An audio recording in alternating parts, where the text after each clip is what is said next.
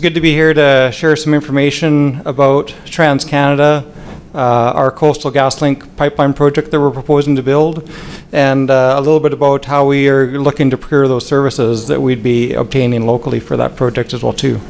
So just a little bit about Transcanada, since Transcanada for some of you is a new company to this region. We currently don't have any assets in the region, but we are proposing a project here.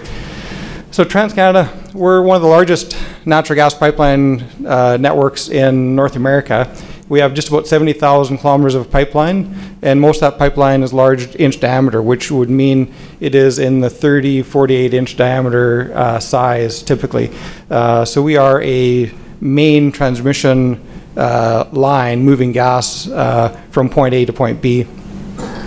What we do is we actually don't own the gas in the pipeline, but we ship it from one point to the other point to where it's required, where it's needed. In addition to the pipeline network, we also do operate storage facilities for natural gas as well too, and we're one of the largest storage operators. And we also generate power as well too, and we have several power facilities throughout North America as well too. And we have a little bit of, we have just recently entered the oil pipeline business as well too. And we have some pipelines throughout Canada, the US, and also into Mexico as well too. Our current asset value of our company is approximately $55 billion. So, and that continues to grow as we complete these projects. A little bit about the Coastal GasLink, the proposed Coastal GasLink pipeline project. So it's primarily being developed to provide feedstock gas for the Shell-led LNG terminal in Kitimat. The pipeline runs essentially from the ground birch area, which is where there's a lot of gas reserves, and the ground birch is near Dawson Creek, and it that gas is being shipped, proposed to be shipped to Kitimat. The project is has a number of compression stations, and it would have a meter station where we receive the gas, a meter station where we deliver the gas, and it would consist of approximately 650 kilometers of 48-inch pipeline, 1-inch wall thickness approximately, and that pipeline would be buried in the ground, so you would not notice it as you were to drive through that area once it's been installed. The approximate asset value that this would be is I think it's I believe about $4 billion of what this project would cost as well too. On this slide, really just show the light green line, which is the proposed route. This proposed route is based on preliminary analysis of the geography, the construction capabilities, the environmental areas, things like that. And the phase that we're in the project right now is we're in the what I'd call the permit preparation phase, where we're doing field studies now to prepare to submit a permit to build this project, and those studies will refine where exactly this route would take, would be placed. So a little bit on the timeline of the project. Really right now, the current phase that we're in right now is looking at the environmental field studies and also some engineering field studies as well too. So that'll take place in 2013. We expect to file our applications in 2014. By 2015, we would hope to have our permits ready to be able to build this project.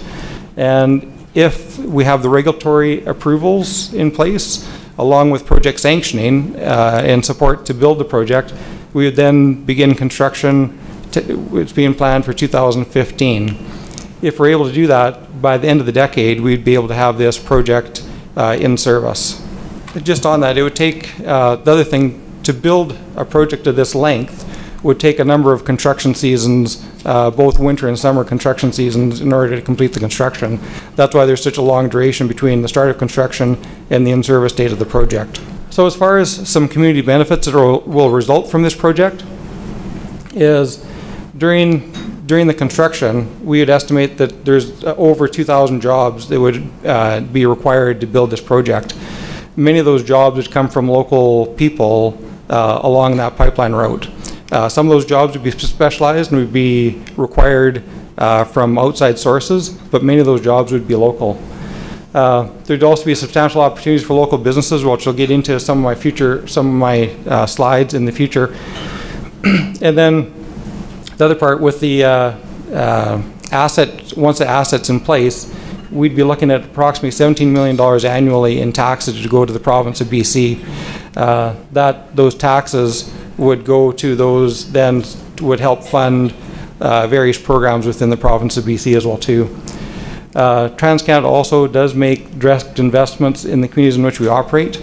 So in the infrastructure that we have across Canada and the US, we do make community donations and community investments in those communities. And we also support Aboriginal contracting and employment programs as well too. And we've done this for a number of years. So to talk a little bit about how we go about actually procuring the services that we need to develop this project during the phase we're currently in, through construction and through to operations. One of the key parts of this really is our qualification process. But before I get into that, what we do before we even hit the qualification process is we really work hard at trying to define exactly what the scope of work is that we need to acquire. When we're looking at that, we always look at opportunities to break up that scope of work in portions or sizes that would allow local participation in that work.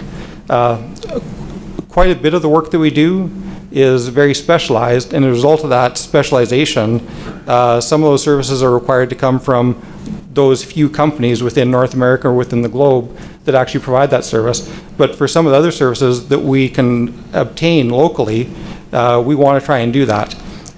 With the size of a 650 kilometer pipeline project, the challenge then becomes you want to make sure that you don't just give that to all one contractor, all one business, and you want to break that up a little bit into manageable portions along the pipeline as you go along. So part of our consideration when we're looking at the scope of work even is trying to break that up into manageable sizes so that local people have an opportunity for that work. Just like was mentioned earlier by a few of the presenters, one of the next challenges is find out who is out there that has the right skills, capability, and the safety record that meets our requirements to actually do that work. And we, along with many other companies, have a website registration place where you can go on and you can express interest in the project within the company and put information about your company in there as well too, so that we're aware of that. We reference that information whenever we're going to look at acquiring new services, and we also share that information, if you allow us to, we share that with our prime contractors so they also have that information as well too. So we try to make that as readily available to people as we can. The next part really is around the qualification process, and our qualification process really focuses around really a company's capabilities, capacity, and then their performance. And what we're looking through here is we're looking through the common areas of safety, financial, technical, and quality. On the safety side of things, with a project of this size and with a network the size that we have, we take the safety of our asset, the public which we operate our facilities near, and our employees as well too, very seriously. And as a result of that, we're very dedicated to only working with those best contractors that share our values around safety performance as well too. And so we really do believe in the fact that we can achieve 0 incidents and 0 injuries on our work sites, and we're always striving towards that as well too. So the other aspects of it as well too is we also want to make sure that the companies that we work with have the equipment and the capability and the technical knowledge and experience to be able to complete that work that we require. It's not good if we hire someone that can't deliver that product that we're looking for, because at the end of the day both parties will be unhappy with the result of that. So our pre-qualification process really does look at making sure that those suppliers that we contract with have the skills and capabilities to do the work that we need them to. And that goes through a dialogue process for doing that. Just the last thing on this slide is that as far as the safety is concerned, we also do utilize a third-party service provider for doing a lot of our safety qualifications, and we're currently using ISN Networld as well too. So I know some of you are probably familiar with them, and I'm sure there's many that are already registered with them as well too. The next part I want to talk about is a little bit about how we send packages out. So once we do have the scope of work identified and we do understand who's out there, another common thing for us to do is what we call solicitation of interest, and we'll quite often send out a letter to potential suppliers that we might have registered on our website or that we might be aware of or it might be in our database already. And we'll send out an expression of an interest to see if they're interested in that work, if they have the skills and capability to do that work, and if they're available during the time frame that we need that work completed. Based on those responses, we'll start looking at those companies and we'll start creating a bid list for our request for proposals. Once we create the request for proposal, which really is a, it has instructions to the proposers or to the bidders. It has commercial and technical components of the forms that need to be filled out to send back to us. We want to make sure that we get the information back from suppliers in a consistent format so that we're treating them, so that we're evaluating them consistently against each other. We also have a principal document, which essentially is the contract terms and conditions. There's exhibits to that document, which are the pricing, scope, schedule, scope of work, things like that. And that all forms a proposal package, or request for proposals package, that would go out to the vendors that are on our bid list. Once they submit proposals back to us that comply with the technical proposal forms, we would then evaluate those proposals against a previously set of weighted evaluation criteria. So what we do is we want to make sure that we are evaluating each company fairly and appropriately based on the requirements that we need for the services that are being delivered. After that, based on that, we'd have it's very common for us to have clarification meetings with potential suppliers to understand their proposal better, understand what their capabilities are, and then we'd evaluate and award a contract after that as well too for those services. For those contractors that were not successful, we want to make sure that we're sharing our expectations and our learnings from that process. So we offer debriefs to those contractors as well too, so that we can learn from them and they can learn from us as to what we were looking for as well too. And then after that, we obviously administer and conduct the work. What I'm going to talk about next is really what are the opportunities in a large pipeline project such as Coastal GasLink. During the real current phase, which is our development phase, which is where we're really trying to develop the project and get the permit submissions ready, we're doing engineering work. Some of the engineering work obviously is very specialized that we obtain from specialized engineering contractors, but not all of it is, and some of it can be sourced locally as well too. We're looking at environment and regulatory work. We'll do field studies, fishery studies, wildlife, vegetation. We're also looking at land. We need to secure the land rights for the right-of-way. We need to obtain access to do the work that we need to do in the preliminary stages, and we need to get the temporary workspace that we need as well too to build this pipeline. Other key aspects of what we do during this phase are obviously traditional land use and ecological knowledge, TEK as well too. So we work with a lot of the First Nation communities in collecting that information so we can, so we understand it and that we can also report on it to the regulator as well too. During this phase, we also need to do some survey work and geotechnical work. Obviously, if we're burying a pipeline and we're crossing different terrain, we need to understand what the geology is before we put that pipeline in there to make sure that it can operate for a long life. And then the other part in general, as we're out doing these field programs, we need a lot of support services, and that would go from rentals, accommodation, lodging, you know, clearing of road access roads, things like that. And then there's other items as well too, such as, you know, and the way I look at this stuff is we try to source as much stuff locally as we can because there's benefits in that for us. And that can go all the way from, you know, from these things here to hotshot services to anything.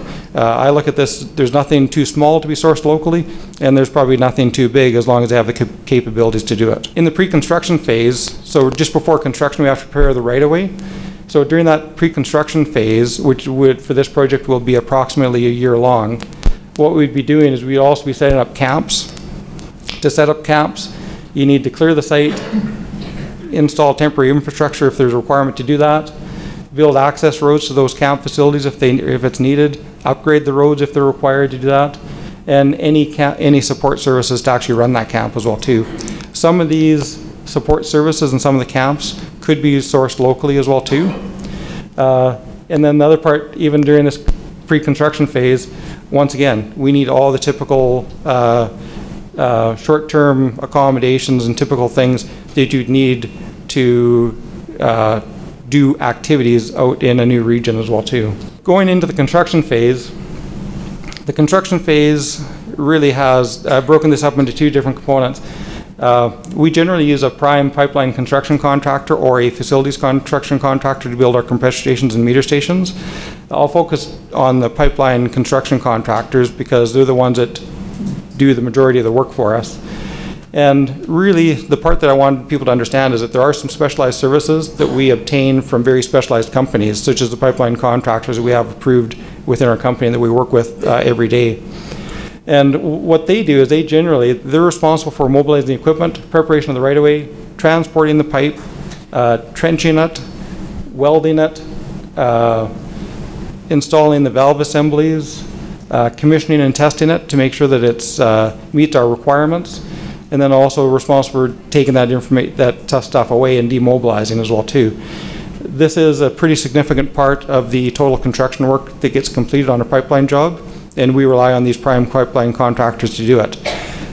The pipeline construction contractors, however, don't bring all their people and all their equipment to the job site all the time, and they do use local resources. So this is the services that you typically see sourced locally to build a pipeline job.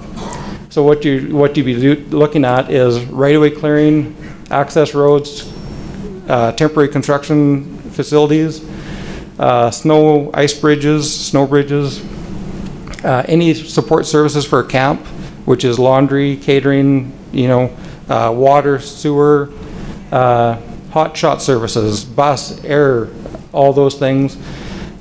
We look for medical services locally, security services, fuel, anything that does construction crew support. This can be anywhere from a tire shop, equipment maintenance, fuel, oil, lubricants, and then we'd also need office and administrative staff as well too. Going on beyond the services to the materials items, pipeline materials, obviously to build a pipeline you need pipe, valves, and fittings. These are very specialized and we source these globally. You'd also need coating. These pipelines are coated with very specialized coatings, and once again, there's only a few companies in the world that do that. We also have buoyancy control, concrete weight screw anchors, which is also typically specialized and comes from a specialized company. And then things like gravel, for example, would be items that we'd source locally as well too. You don't want to be shipping that from a long distance, and you want to get that as close to the pipeline right away as you can. So those are examples of some materials we need locally. On the compression materials, really you have a compressor, turbines and pumps and valves and fittings. Those all are sourced globally and are very specialized. There's only a limited number of companies in the world that supply those things. Same thing with the electrical instrumentation and controls. Those are also quite specialized, but quite often we can find those, if not locally, regionally sometimes, or within Canada at least. And then once again, if we have vessels or tanks that are required, those often are required by a specialized vessel shop. Buildings, quite often, if we can source those locally, we will, but these are also, once again, very large buildings that do require specialized design as well too. And then, for example, things like pile, steel structure, rebar, gravel, fencing, etc., those are generally sourced local if we can find those. And then finally, once we build and install the pipeline and we get to the operational phase, once again, the labor that's required to actually build the pipeline is probably the most significant amount of labor that's required. Once the pipeline's up and running in operations, it takes very few people to actually run it. The type of people that we'd be looking for to run it would be people like that have a instrumentation ticket, electrical ticket, mechanics, those type of people. But they would be primarily focused on meter stations and compressor stations and would maintain those. Our meter station compressor stations are monitored 24 hours a day, 365 days a year from a central facility. So really our sites are not manned 24 hours a day, which means that it's really a maintenance crew and an operations crew that would be out regionally to do that. We look to source those people locally because generally if you can source people locally, they're going to stay with you and stay with the company in that region to complete that work as well too, which is what we want.